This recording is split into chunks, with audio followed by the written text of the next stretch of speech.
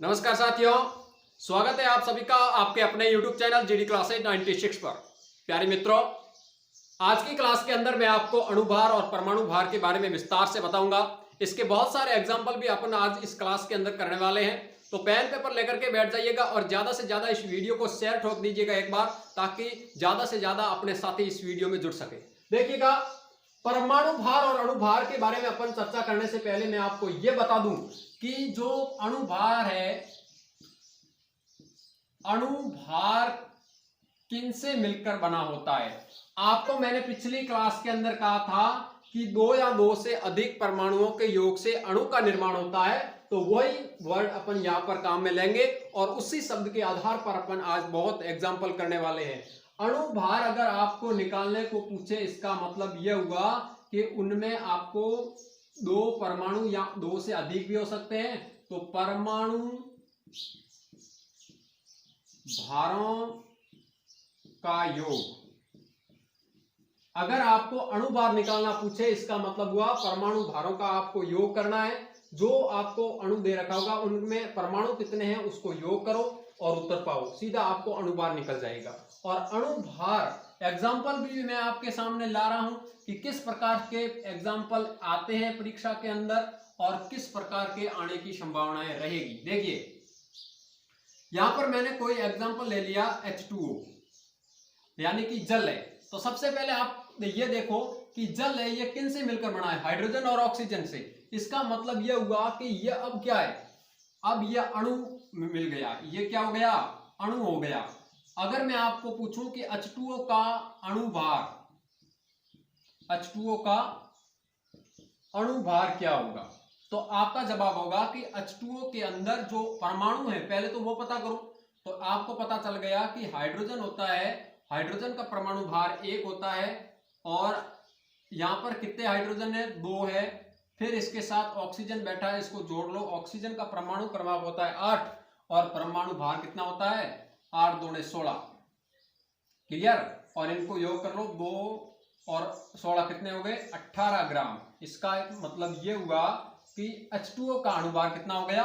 18 ग्राम हो गया। इस प्रकार के प्रश्न एग्जाम के अंदर आते हैं, तो आपको इसमें कुछ याद नहीं रखना है, आपको सिर्फ इतना याद रखना है कि जो परमाणु होते हैं, दो या दो से अधिक परमाणुओं के योग से अणु का निर्माण होता है। और परमाणु भारों का योग जब आप याद कर लोगे तो आपको मॉलिक्यूलर वेट मिल जाएगा। अब ऐसे प्रश्न आप बहुत सारे ले सकते हो, जैसे मैंने एक और ले लिया CO2।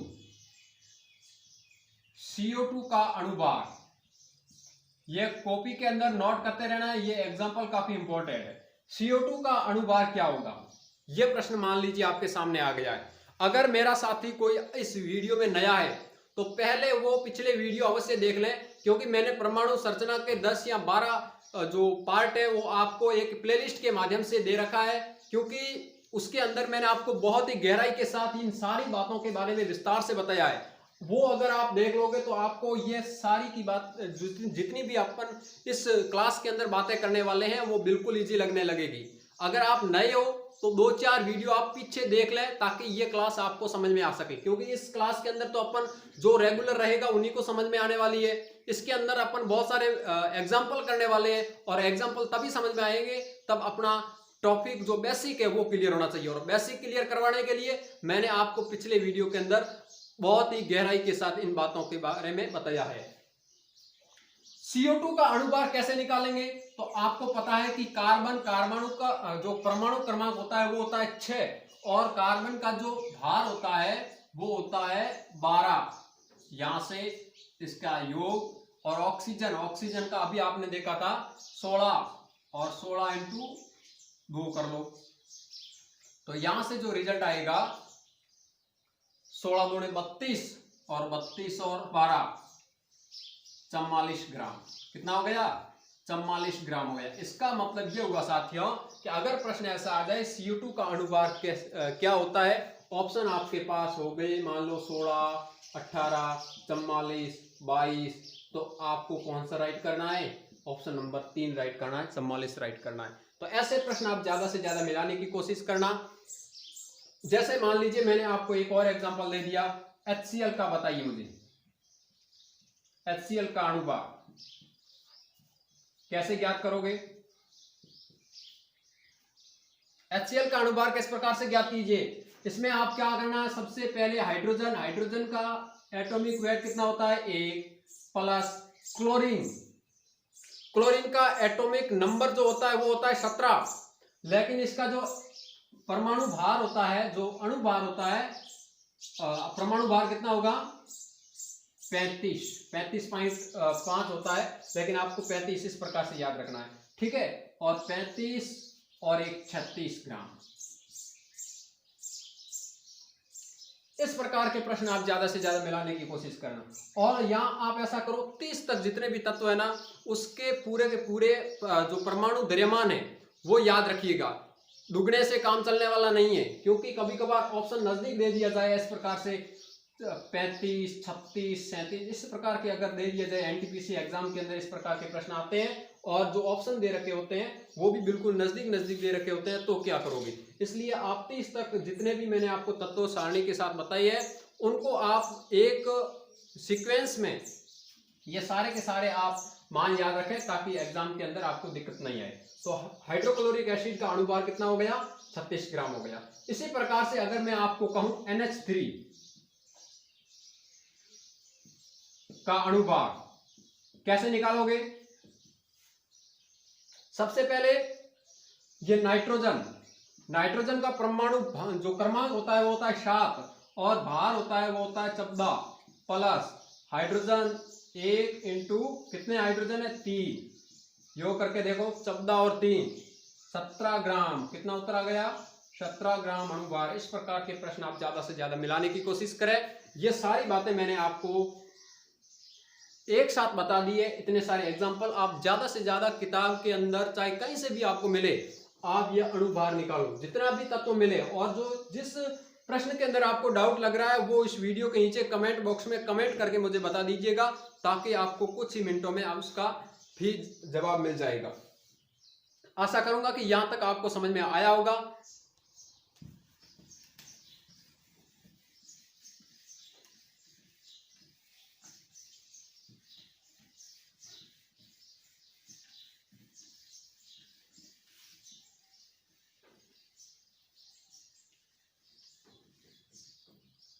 अब देखिए, अब परमाणु भार और अणुभार के बारे में अपन ने अणुभार किस प्रकार से ज्ञात करते हैं ये तो अपन ने चर्चा कर ली है। अब मैं आपको एक नई चीज और बता रहा हूं, देखिएगा अणु जो भार होता है, अणुभार और एक चीज अपन ने बात की थी यहां पर परमाणु भार, ये चीजें क्या है। तो ये दोनों ही जो चीजें हैं ये होती है 1 मोल के बराबर, 1 मोल भार के बराबर, ऐसे लिख सकते हो आप 1 मोल भार के बराबर होती है ये सारी चीजें। अणुभार और परमाणु भार किसके बराबर होती है 1 मोल भार के बराबर होती है। और जो 1 मोल भार होता है, 1 मोल जो होता है ये होता है अवोगाद्रो संख्या के बराबर, अवोगाद्रो संख्या, शॉर्ट में कहें तो नंबर ऑफ, इस प्रकार से Na एटॉमिक है ना, अवोगाद्रो संख्या, इस प्रकार से शॉर्ट में आप लिख सकते हो। 1 मोल जो है ये अवोगाद्रो संख्या के बराबर होता है। और जो अवोगाद्रो संख्या का जो मान होता है वो होता है 6.023 इंटू 10⁻23, ऐसे याद कर सकते हो। लेकिन अपन जो एग्जाम्पल करेंगे इसके अंदर ये पॉइंटों वाला ना लेकर के आप सीधा लिख लो 6 इंटू 10⁻23, ठीक है।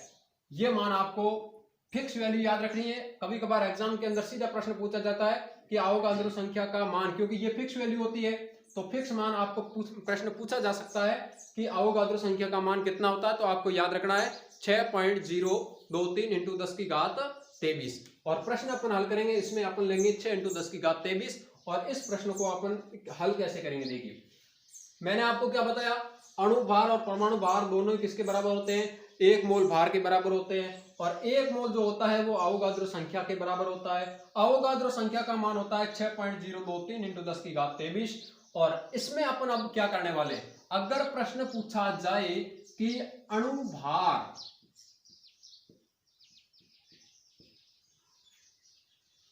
1 मोल अणुभार निकालिए, इसका मतलब इसका पूछा है और 1 मोल परमाणु भार के बारे में पूछे तो इसका मतलब परमाणु भार के बारे में बताया गया है। परमाणु शब्द इसके अंदर आते ही आप क्या कहोगे कि हमें परमाणु भार के बारे में बताना है, और अणु शब्द आते ही आप क्या कहोगे, हमें अणु भार निकालने को कहा है। ये सारी चीजें आपको मैंने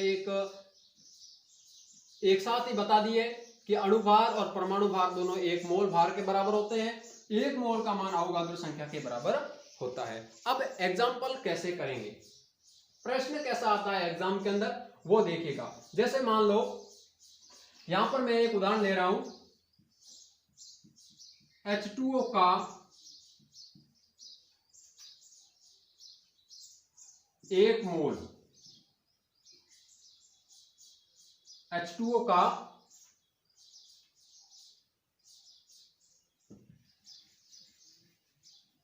H2O के 1 मोल का भार कितना है। जैसे मान लीजिए प्रश्न आ गया H2O के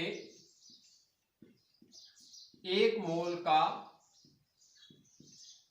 भार, यह प्रश्न आ गया। मान लीजिए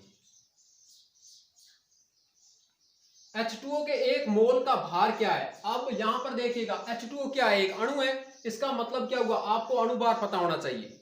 आई बात समझ में। यहां पर कोई परमाणु के रूप में नहीं है, यह पूरा अणु है। जैसे अपन ने पिछली जो अपना पोर्शन था इसके अंदर मैंने आपको बताया था H2O जो होता है इसका परमाणु भार किस प्रकार से, अणु भार किस प्रकार से निकालते हैं। तो H2O के 1 मोल का भार की अगर मैं बात करूं तो आपको यहां से क्या ज्ञात करना है, आप पता कर सकते हो कि अणु भार पता होना चाहिए।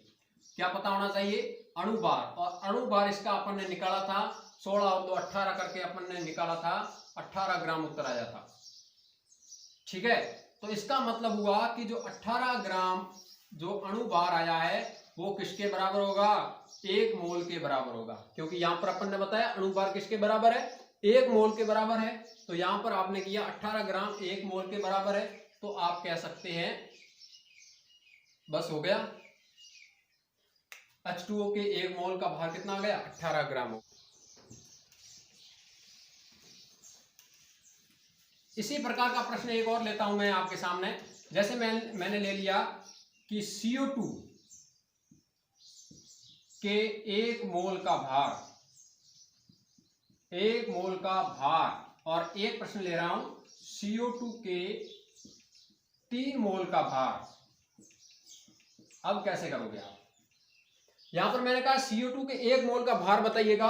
तो आपको सबसे पहले यह पता करना है कि जो कार्बन डाइऑक्साइड CO2 मैंने आपको दिया है इसका ये है क्या, अणु है। इसका मतलब हुआ आपको अणु भार पता होना चाहिए। तो अणु भार इसका अपन ने निकाला था पिछले क्वेश्चन के अंदर, मैंने बताया था कार्बन 6 6 2 12 8 2 16, 12 और 16 मैंने किया था, कितना आया था, 44 आया था। और 44 ग्राम यहां से जो मिला था, और ये किसके बराबर हो गया, 1 मोल के बराबर हो गया। किसके बराबर हो गया, 1 मोल के बराबर हो गया। क्योंकि अणु भार किसके बराबर होता है, अणु भार 1 मोल भार के बराबर होता है। और 1 मोल किसके बराबर होता है, अवोगाद्रो संख्या के बराबर होता है।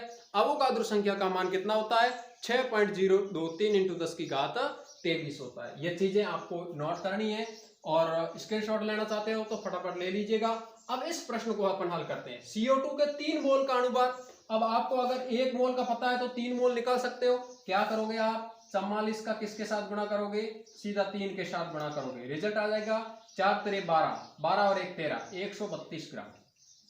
ऐसे प्रश्न आप ज्यादा से ज्यादा मिलाने की कोशिश कीजिएगा।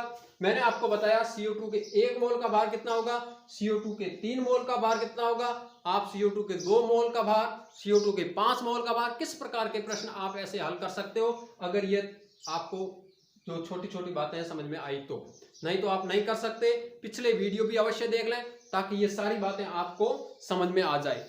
अब एक प्रश्न और देखिए, यहाँ पर मैंने आपको कहा कि CO2 के 22 ग्राम में अणु बताइए। क्या बताना है आपको, अणु कितने होंगे 22 ग्राम के अंदर। अब ऐसे प्रश्न भी आने लग गए हैं, आपको कैसे हल करना है इसको। प्रश्न है CO2 के 22 ग्राम में अणु बताना है। तो सबसे पहले आप इस चीज को पकड़ो, और आपको ये पता है कि ये जो इसका अणुभार आप निकाल सकते हो। इसका अणुभार कितना है, 44 ग्राम। अभी आपने निकाला था, कितना है, 44 ग्राम है। और मैंने आपको कहा था एक जो ये जो मान मिलेगा अणुभार, ये किसके बराबर होगा, 1 मोल के, तो आप कह सकते हो कि 44 ग्राम बराबर हो गया 1 मोल। किसके बराबर हो गया? 1 मोल के। और 1 मोल बराबर होता है 6 × 10⁻23 के बराबर होता है। ये किसका मान है? अवोगाद्रो संख्या का मान है। अब आपको क्या करना है? 22 ग्राम के लिए निकालना है। इसका मतलब हुआ इसका आधा है, तो आप क्या करोगे? बट्टा 2 कर लोगे। आई बात समझ में? सीधा का सीधा रिजल्ट मिल गया आपको 3 × 10⁻23। उसी प्रकार अगर मैं यहां पर एक और एग्जांपल ले लूं, जैसे मान लीजिए मैंने ले लिया जल का H2O। H2O के लिए मैंने अभी आपको कहा था, जैसे मैंने आपको कह दिया H2O के 9 ग्राम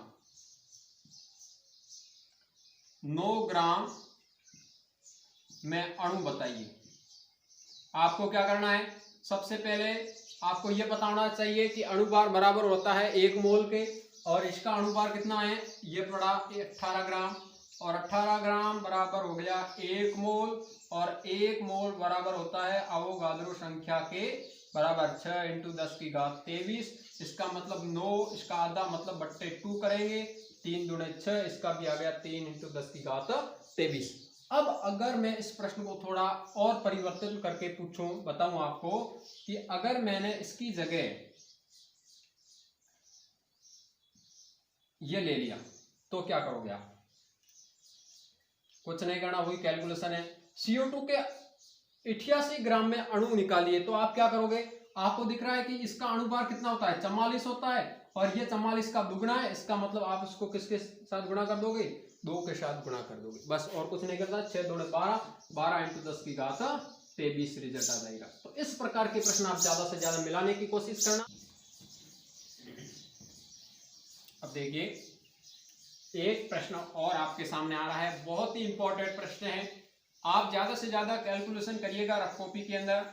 आपको विधि मैंने आपको बता दी है कि किस प्रकार से अणुभार निकाले जाते हैं, किस प्रकार से ये मॉलिक्यूलर जो मास है, अणुभार है, परमाणु भार है, किस प्रकार से निकाले जाते हैं, सारी बातें मैंने आपको बताई। एक प्रश्न और मैं आपके सामने ला रहा हूं। मैंने आपको प्रश्न दिया है H2SO4 के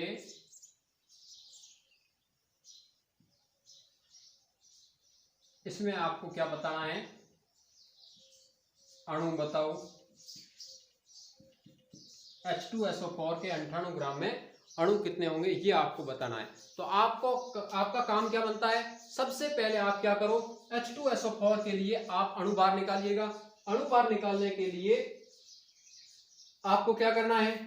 परमाणु भार दे रखा है, सॉरी यहां पर 98 ना लेकर के आप 196 कर दो, ठीक है। और 196 में आपको निकालना है परमाणु भार। क्या निकालना है? परमाणु भार निकालना। अब हो गया शानदार प्रश्न। 196 ग्राम में परमाणु भार निकालना है, कैसे करोगे आप? सबसे पहले आपको पता होना चाहिए H2SO4 का अणुभार कितना होता है। H2SO4 का अणुभार कैसे निकालोगे आप? आपको पता है हाइड्रोजन का 1 इंटू कितने हाइड्रोजन है? 2 प्लस यहाँ पर क्या है? सल्फर, और सल्फर के लिए 16 16 दूने 32, तो यहाँ पर हो गया 32 प्लस यहाँ पर कितने हो गए? 16 16 16 इंटू 4,